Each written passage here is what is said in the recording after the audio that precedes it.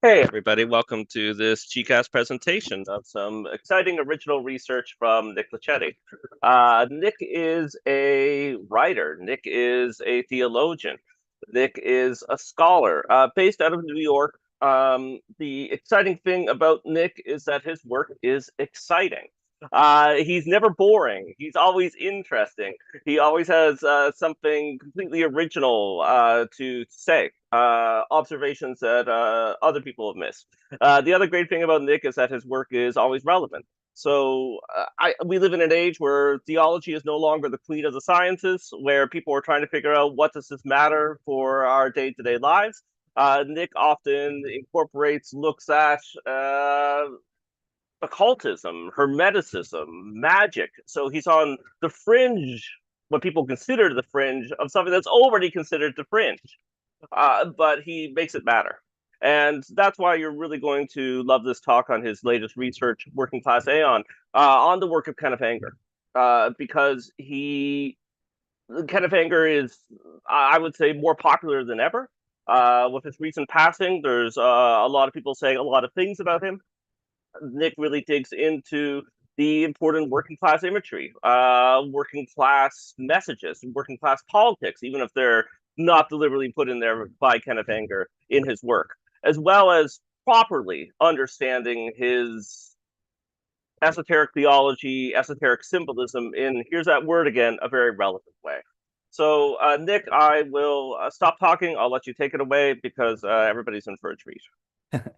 Thanks, John. That was a really, really nice intro. I appreciate it. So I'm Nick Laccetti, and I just wanted to speak a little bit today about some of the research that I've been doing on Kenneth Anger, Jonathan kind of introduced. And for those who are not aware about Kenneth Anger, I think a lot of people are these days. But as I was talking about this paper with a few people that hadn't heard of him, so I'll give a brief intro, which is Kenneth Anger is a filmmaker who's born in the late 1920s, and he actually just passed away last year, which is a major part of why there's a lot of conversation about him in the last couple of years. He's an independent filmmaker whose short films have been hugely influential in cinema and popular culture, even if many people have never even heard of his name or seen any of his films. And so, as Jonathan said, one of the things that, by way of introduction of myself, my background's really in theology and religion, religious studies.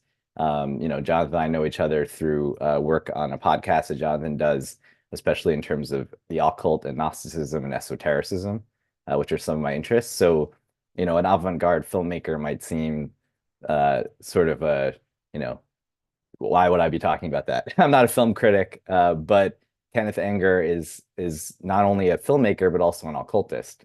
So very explicitly, he took much of his influence and his philosophy from the work of Aleister Crowley, who people again is another sort of sensationalistic figure that people have a lot of opinions about, and there's a lot of chatter about. So I'll speak a little bit about that as well. For me, it's really the angle of esotericism and theology that got me into Kenneth Anger.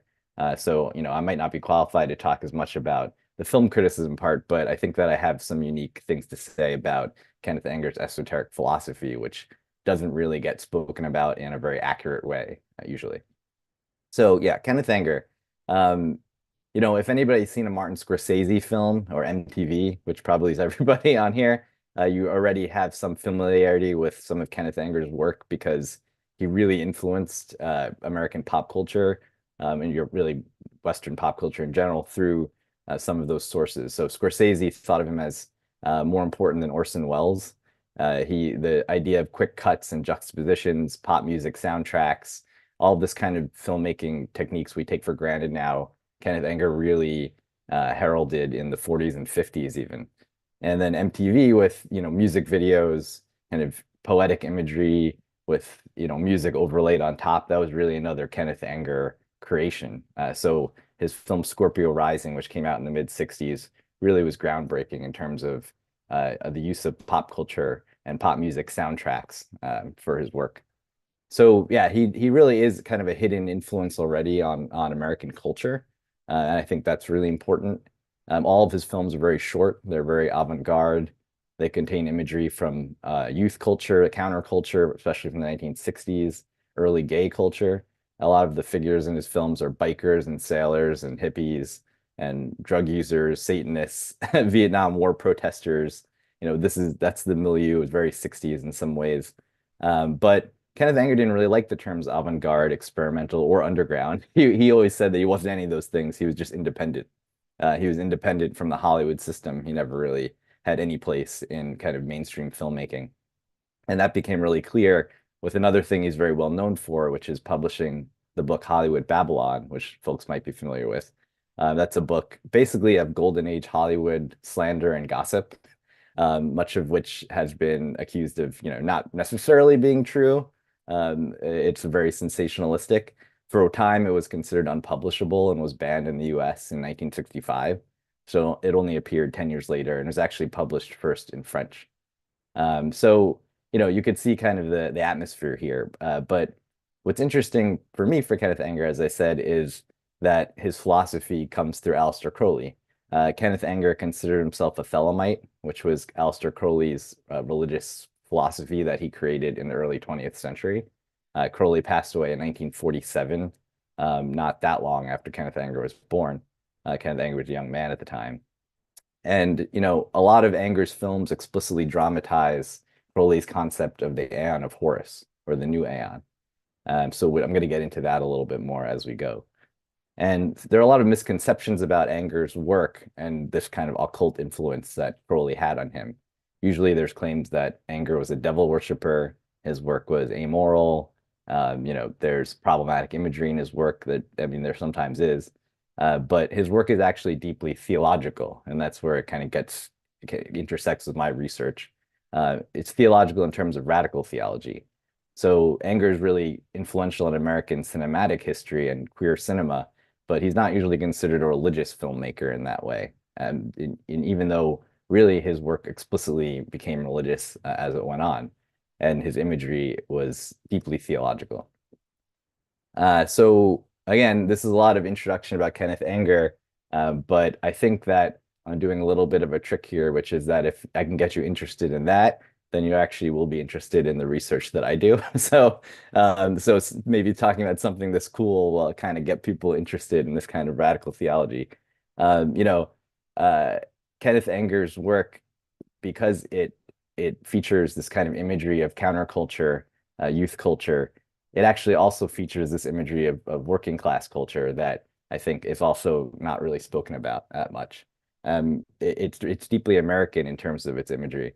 So the bikers, the hippies, the Navy sailors, like all these people that Anger features are really deeply kind of American in context. And this is something that, again, doesn't get spoken about as much. He probably couldn't have existed outside of the context of the mid 20th century when he made his films.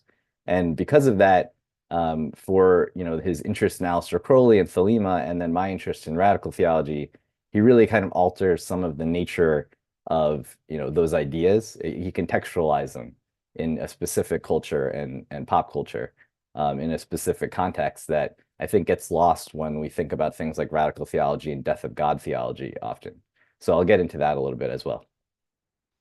So I think, another thing that might be important to discuss a little bit here that could really help us understand the kind of the religious interest in Kenneth Anger is who is Aleister Crowley. Crowley, again, that's another figure that people say, well, he's a devil worshiper, or he was the wickedest man in the world. There's a lot of opinions about him. But without getting into all of that, which would be another talk, Anger's influence from Crowley is really heavily indebted to Crowley's concept of aeons. As now, Aleister Crowley believed that we were living in a new aeon that, of course, he heralded the start of this new aeon in 1904. But this new aeon of Horus versus the old aeon of Osiris kind of reflected the 20th century and its cultural climate for Crowley. So what Crowley said is that the new aeon is the aeon of the child. It's an aeon of fluidity, sexual fluidity, a certain amount of emotional kind of immaturity, moral breakdown, war. Basically, Crowley surveyed the early 20th century, and what he saw, he thought this reflected this new aeon that we've entered. And the old aeon, which was for Crowley represented by Osiris or Christ, really, Osiris for these occultists frequently was really a hidden version of Christ in a lot of ways. The old Aeon was about self-sacrifice, a kind of a traditional moral hierarchy. The new Aeon is really the era of the death of God for Crowley. This authoritarian big other kind of has died. There's no looking towards that kind of moral authority anymore. We now have to live as human beings, creative human beings in kind of in an imminent way. We can no longer look to this kind of heavenly authority. And that's kind of reflected in the immaturity of the new Aeon for Crowley, where we're not yet sure what our moral, ideas are going to be. We're still trying things out. We're discovering new ways of being. And that was really beautiful and powerful for Crowley, but it was also obviously could be reflected in a lot of violence and kind of breakdown of traditional society. So Kenneth Anger's work really reflects that as well, especially in his American context. If you watch Kenneth Anger films, the most popular probably being Scorpio Rising, you see this kind of proto-fascist biker culture that's developing among the working class in the 60s in America, really violent and youthful and creative and energetic, but also, there's spliced imagery of Hitler, not the Nazi flag.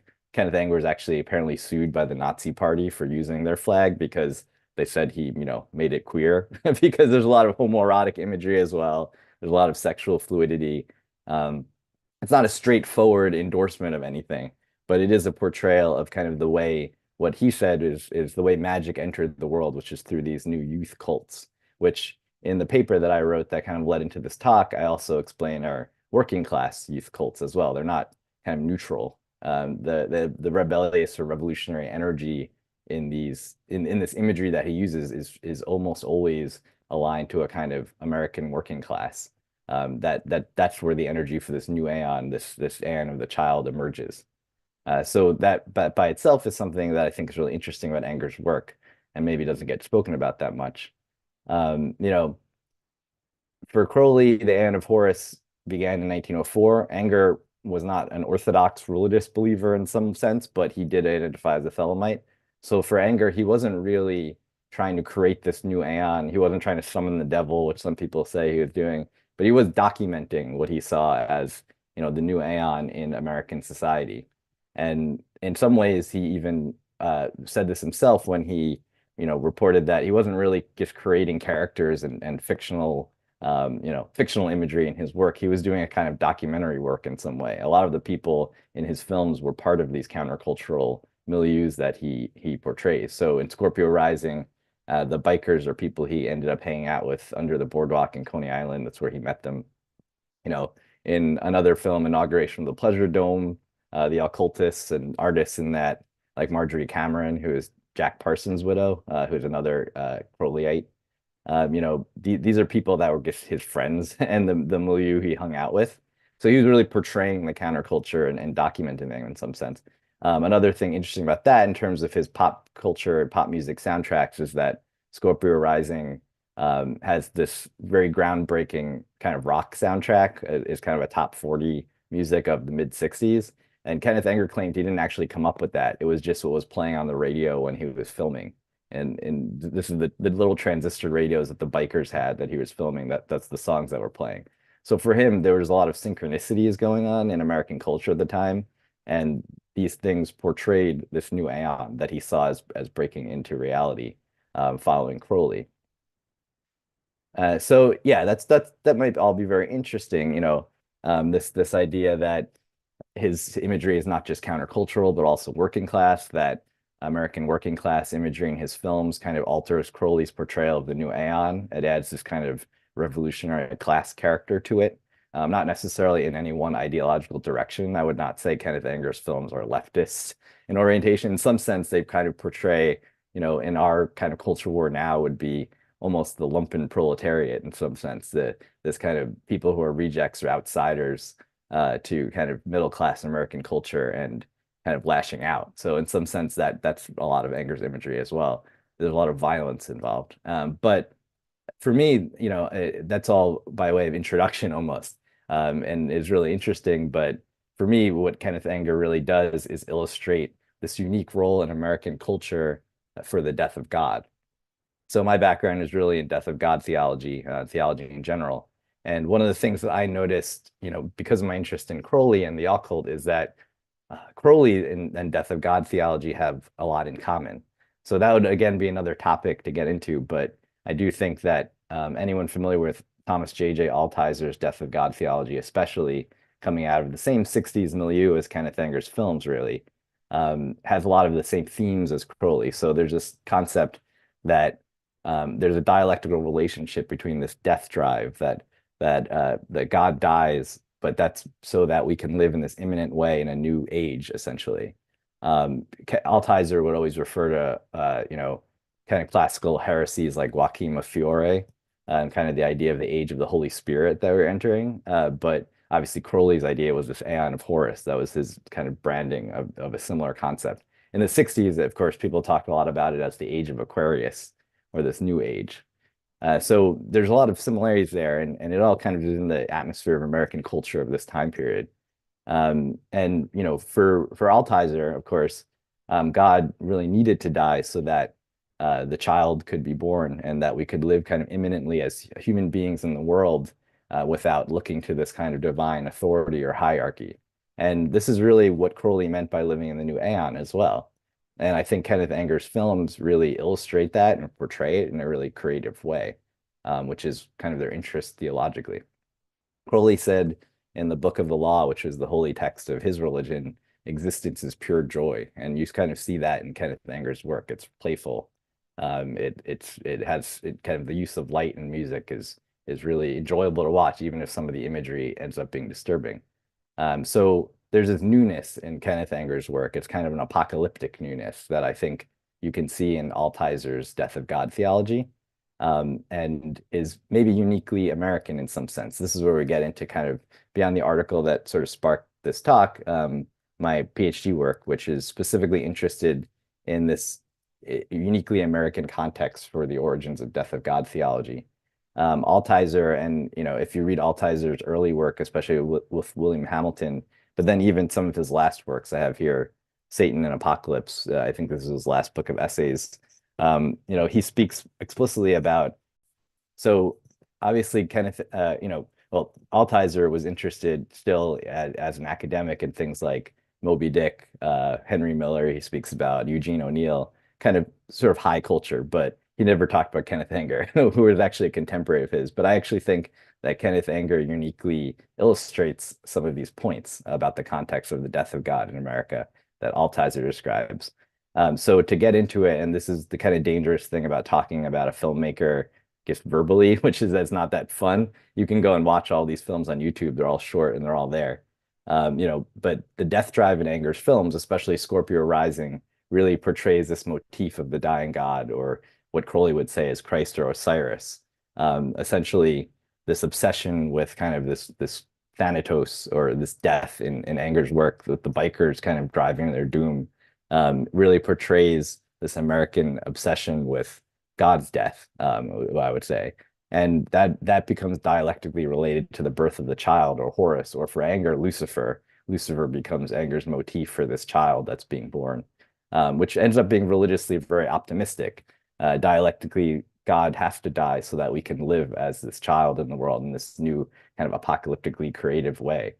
And that becomes seen especially in some of his later films like Lucifer Rising, which becomes his most explicitly thelemic film, really dramatizing the birth of the new aeon, but in a way that, again, is uniquely American in some sense, and uses the working class imagery that I've kind of described a little bit, which is at the start of the film, it's very classically Crowleyan.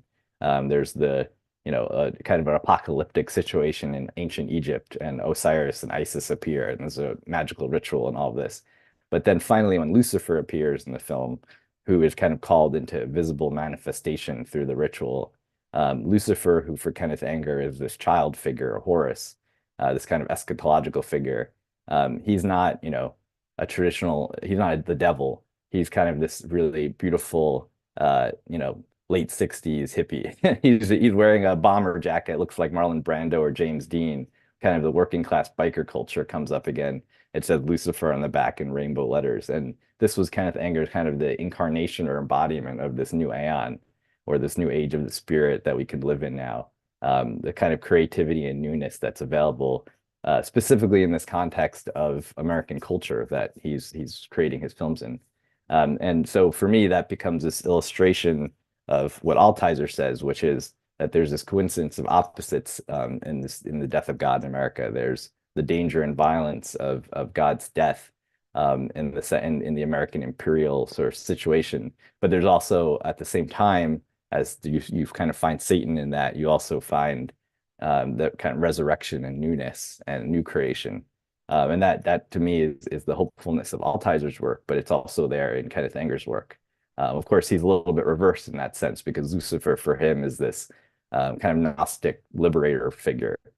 He's not, scary or satanic. He's the one who kind of Prometheus who brings us this light and fire. So again, there's a moment like that in almost all of Kenneth Anger's work. He calls it a Lucifer moment. You can find them throughout his films. Really, it's most explicit in Luciferizing, but almost all of his films follow this kind of dialectical cycle of violent death or the death of God, the death of the protagonist in a lot of these movies, like in Fireworks, where the dreamer is looking for a light for a cigarette, and a bunch of sailors kind of homoerotically beat him up and kill him. So it's a combination of, there's a death drive going on there, but there's also this seeking of light and knowledge. And then usually by the end of the film, there's some sort of, movement into this new aeon. So cosmically, Crowley would say it's a new aeon. Altizer might say that, it's only through the death of God that new creation can take place. And so the birth of the child, again, which of course, if people listening might be more familiar with, has a lot of Nietzschean kind of overtones as well. So yeah, this sort of cycle takes place in many of Anger's works. So ultimately, yeah, I would say that the interest in Kenneth Anger, he has a very important influence on American pop culture and cinema and queer history, but he also is deeply theological in that sense, and maybe a uniquely kind of radical theologian through his cinema. In one of his mottos was "The key of joy is disobedience," which is a line from Crowley's poem "Hymn to Lucifer," ultimately a Gnostic poem that suggested that Lucifer was freeing humankind from this static and boring and oppressive Eden.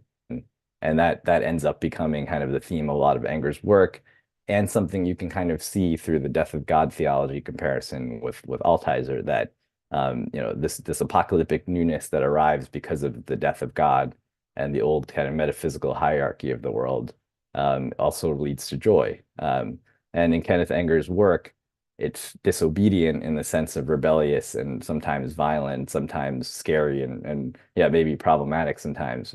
But that's kind of the birth pangs of this new aeon that Crowley described, or this age of the spirit that Altizer described. So Kenneth Anger really documents that in his works like Scorpio Rising. So yeah, that's kind of a basic introduction and the basis of my interest in Kenneth Anger, how it relates to some of my research on the death of God as kind of uniquely manifest in American culture. So thanks. If anybody has any questions, I'm happy to answer them.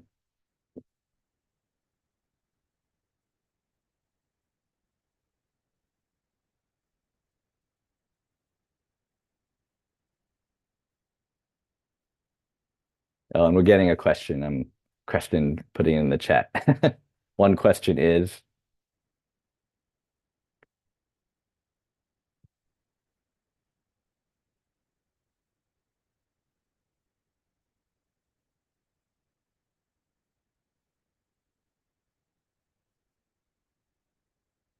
okay, how does your research relate to a post-secular world, especially with a Trump? Well, yeah, that's I was wondering if Trump would come up in this, because in the paper that I wrote, which was specifically, like Jonathan said, about Kenneth Anger and working class imagery, I actually did mention Trump briefly, which is, well, interesting that the question said a post-secular world. I don't really know if the world is post-secular.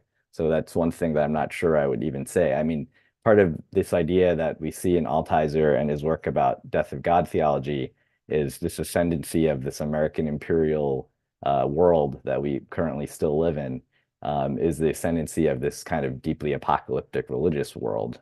So the way that, the election year is going to go, I think that you'll see a lot of that kind of spiritual, religious, eschatological kind of meaning going on. So, yeah, so that's one thing. But in terms of a Trump, Kenneth Anger's work, like I said, doesn't kind of directly uh, follow any one ideological project. I would not say he's a leftist. In some ways, he utilizes really problematic kind of proto-fascist imagery in a lot of his work. And I think that there's that phrase that was used in the last election, Trumpen proletariat. In some ways, a lot of his imagery is about that, especially in Scorpio Rising with the Hells Angels, as people writing about the Hells Angels in the 60s knew.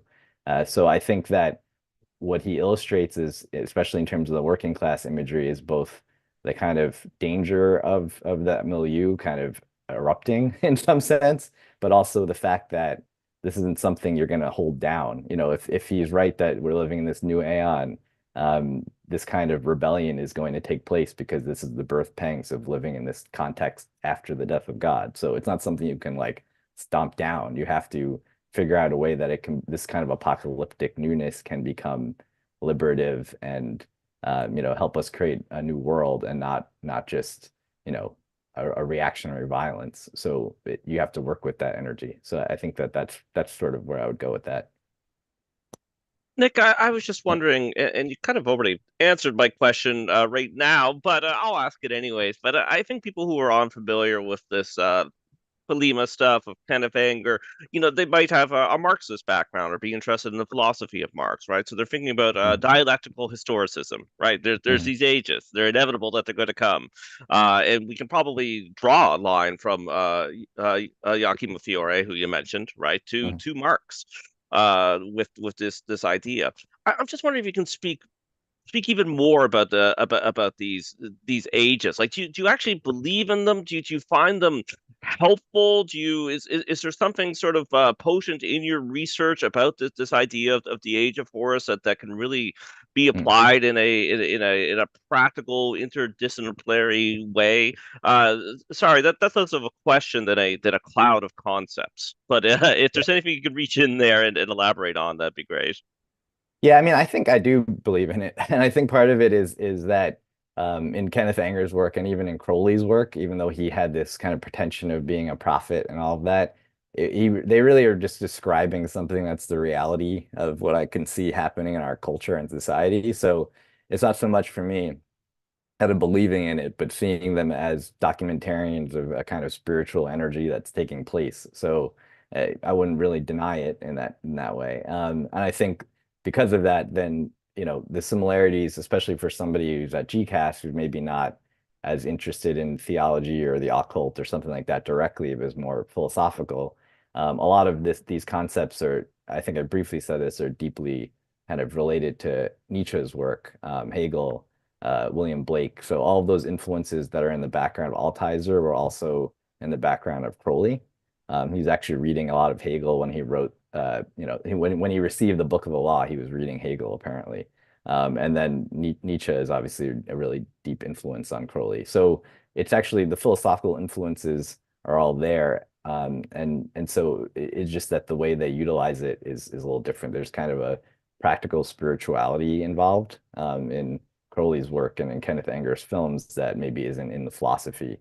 Um, and then Creston saying, does Crowley's Death of God and the Arising Aeon, is it internal with the conversion experience or external and in the world? Yeah, asked by Angus. So yeah, that's a really interesting question. I think in the paper that I wrote that kind of accompanies some of this research, it's actually both. Crowley believed that each of us is a microcosm. This is kind of the Hermetic idea that we're a microcosm that reflects the cosmos, the macrocosm. And Crowley actually said that society is also a microcosm on a larger scale.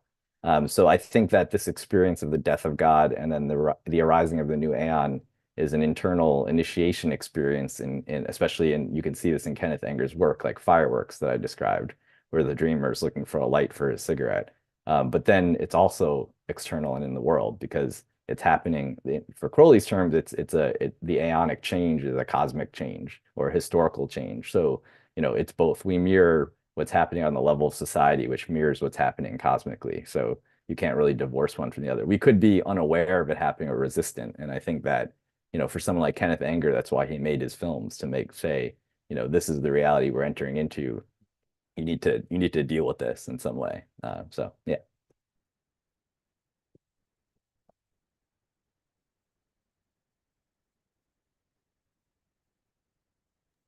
So oh, go ahead, John. I was just going to say, I guess that's the wrap up.